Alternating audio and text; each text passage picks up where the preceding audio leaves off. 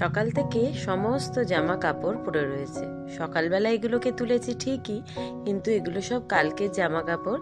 কালকে একটু ধুতে শুকুর দিতে লেট হয়ে গেছিল, তাই ভালো করে রোদ্দুরে শুকায়নি বলে বারান্দায় ছিল।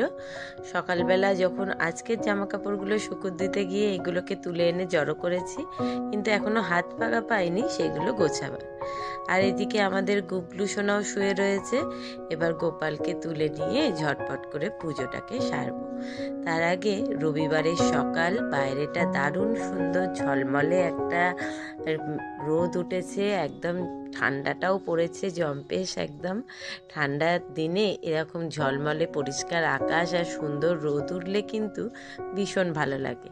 তো বাইরে সুন্দর রোদ উঠেছে দেখে, আর সকালবেলা তেমনভাবে কিছু কাজ পাচ্ছিলাম না বাসি কাজ সারা হয়ে যাওয়ার পর, তাই ঝটপট করে আগে স্নান সেরে চলে এসেছি।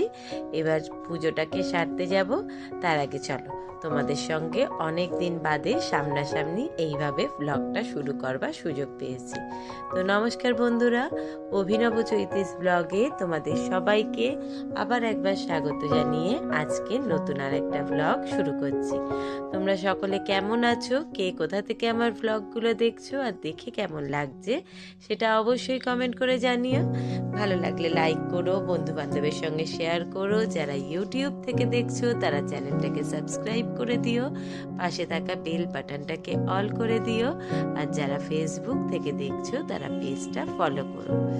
ব্লগটা শুরু করবার পর ঝটপট করে গোপালকে তুলে স্নান করে সমস্ত ঠাকুরকে মুছিয়ে পরিষ্কার করে পুজো সেরে নিয়েছি।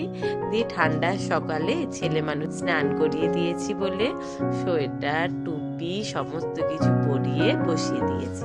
আর এদিকে ঘড়িতে প্রায় 11টা বাজতে গেছে, আর এতক্ষণে আমার রিকবাবুর ঘুম ভেঙেছে। সে উঠে কোনো রকমে বাথরুমে গেছে।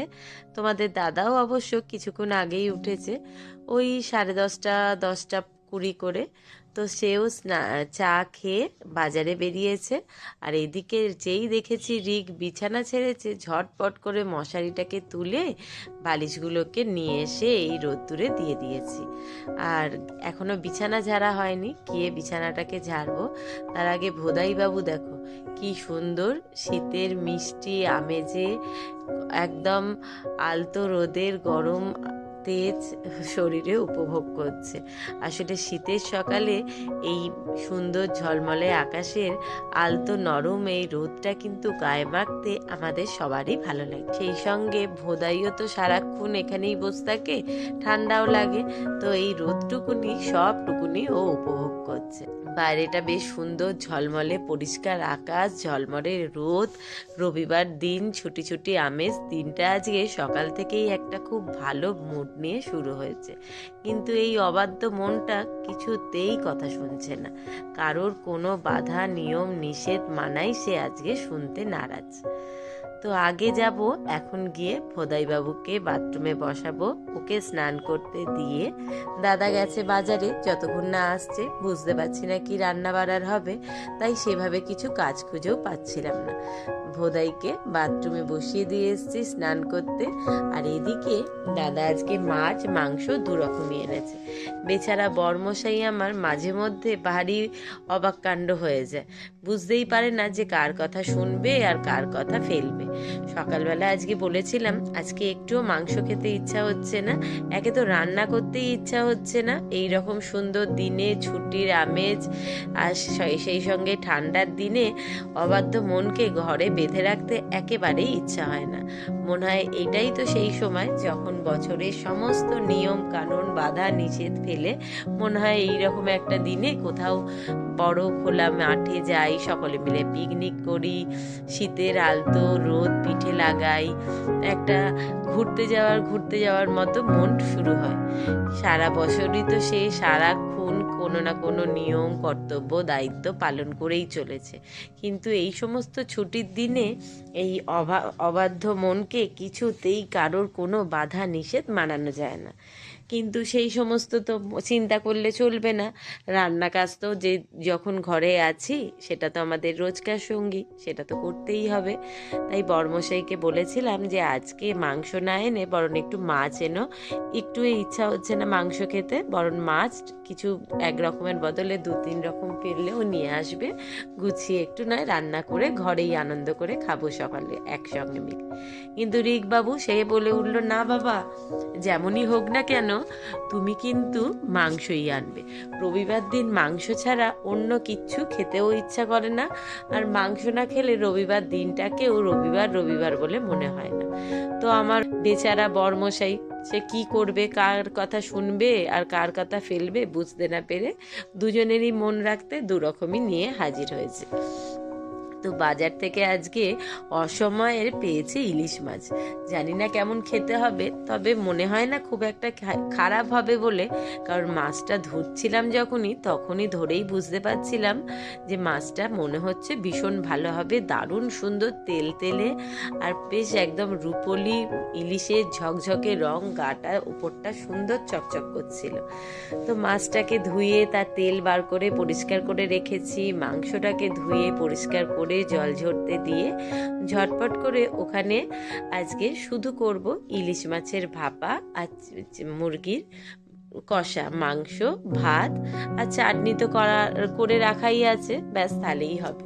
সেই সঙ্গে শুধু এমনি যে ইলিশের ভাপা যা হবে, যে তেলটা বেরিয়েছে সেই তেলটা তো অবশ্যই ভাজা করতে হবে। ইলিশ মাছ যখন এসছে ইলিশ মাছের তেলটাকে গরম ভাতের সঙ্গে কাঁচা লঙ্কা দিয়ে মাখিয়ে খাওয়ার স্বাদটা তো অবশ্যই উপভোগ করতেই হবে, কারণ এই অমৃত স্বাদ ছাড়বার তো কোনো উপায় নেই। সেটা তো হলো এক কথা। ইলিশ মাছের তেল দিয়ে ভাত খাওয়ার পর ইলিশ মাছের ভাপা, চিকেন কষা আর হচ্ছে ফ্রুট চাটনি, সেটা তো একসঙ্গে অনেকটা করে ফ্রিজে ভরে রাখাই থাকে, সেটা বার করে নেবো তাহলেই হবে।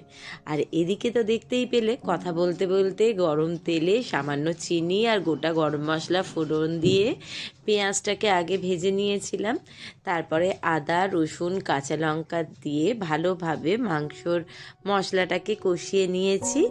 এরপর এর সঙ্গে চিকেনটাকে দিয়ে একটুখানি কষিয়ে নিয়ে তারপর যেমন যা টমেটো, টক দই, লবণ, মিষ্টি, হলুদ, লঙ্কা, একটুখানি কাশ্মীরি লঙ্কার গুঁড়ো, একটুখানি চিকেন মশলা, একটু গরম মশলা, সব রকম দিয়ে ভালোভাবে চিকেনটাকে কষিয়ে ঢাকা চাপা দিয়ে সামান্য জল দিয়ে আস্তে আস্তে রান্নাটা সেরে নেবো।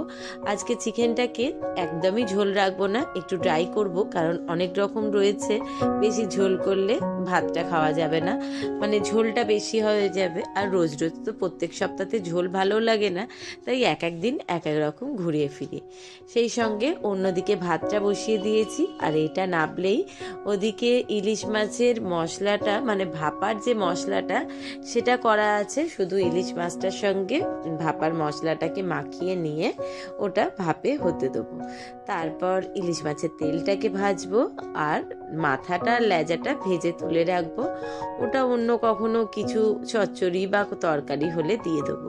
যদিও এই লেজাটা আবার আমি ভাজা খেতে ভীষণ ভালোবাসি, শুধু ভাজা না, ভাজা ঝাল ভাপা যাই হোক না কেন, কিন্তু ভাপাতে লেজাটা দিলাম না, কারণ লেজাটা তো ভাজা না হলে এমনি খাওয়া যায় না, তাই ওটা ঝালেই বেশি খেতে ভালো লাগে।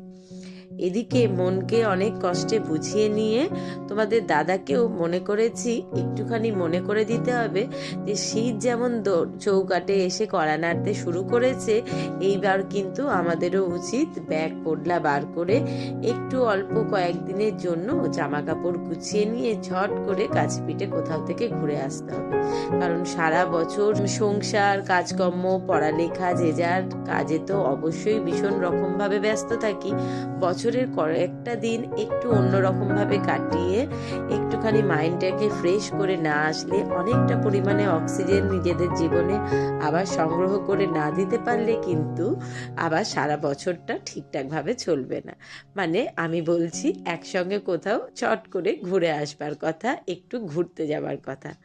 তো এখানে তো তখন দেখতেই পেলে 2 রকম সর্ষে, পোস্ত, একটু কাজু বাদাম, কাঁচা লঙ্কা, সামান্য লবণ দিয়ে আর পরিমাণ মতো টক দই আর একটু সামান্য জল দিয়ে ঘন করে মশলাটাকে বেটে রেখে দিয়েছি সর্ষে পোস্তর, সেটাকে ঢেলে নিলাম। আর তার মধ্যে স্বাদ মতো লবণ, পরিমাণ মতো সর্ষের তেল, 2-4টে কাঁচা লঙ্কা গোটা আর আধখানা পাতিলেবুর রস নিগড়ে দিচ্ছি।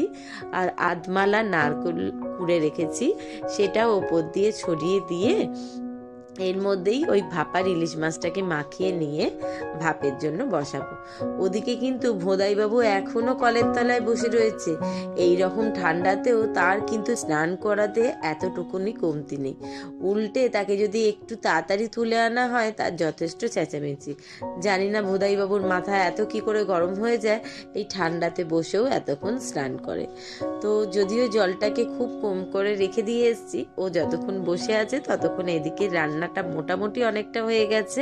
ভাত হয়ে গেছে, এখানে চিকেনের একদম লাল লাল কষা মাংস রেডি, আর এখানে ভাপে বসিয়ে দিয়েছি ভাপাটা। শুধু তেলটা আর ভাজাটা করে নিলেই আজকের মতো রান্না কমপ্লিট।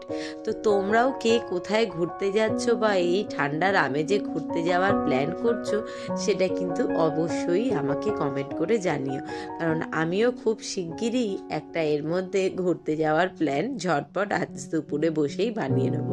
এই ঠান্ডার সময়তে ঘুরতে না গেলে কিন্তু মনও একেবারে মেনে নিতে রাজি হবে না। কথা বলতে বলতে এখানে প্রায় রান্নাবান্নার সমস্ত কাজ কমপ্লিট। বাকি রয়েছে সেটা হচ্ছে গ্যাসটা রান্নার পর পরিষ্কার করা, কয়েকটা বাসন পড়েছে সেগুলো ধুয়ে পরিষ্কার করে নেওয়া, ভোদাইবাবুকে বাথরুম থেকে তুলে নিয়ে ওকে জায়গায় বসিয়ে খেতে টেতে দিয়ে তারপর সকলে একসঙ্গে মিলে রবিবারের দুপুরে জম্পেশ রান্না কমপ্লিট হয়ে গেছে। একসঙ্গে গুছিয়ে বসে আনন্দ করে সেগুলো খাওয়া দাওয়া গল্প। তো চলো, অনেক গল্প করে আজকের ব্লগটা শুরু করেছিলাম আর আস্তে আস্তে এখন শেষও করছি। তোমরা সকলে ভালো থেকো, সুস্থ থেকো। যারা ফেসবুক থেকে দেখছো তারা পেজটা ফলো করো, আর যারা ইউটিউব থেকে দেখছো তারা চ্যানেলটাকে সাবস্ক্রাইব করে দিও। তোমাদের মতামত জানিও, ভালো লাগলে ভিডিওটা শেষে একটা লাইক করে দিও, কমেন্টে তোমরা কে কোথা থেকে দেখছো সেটাও জানিও। টাটা।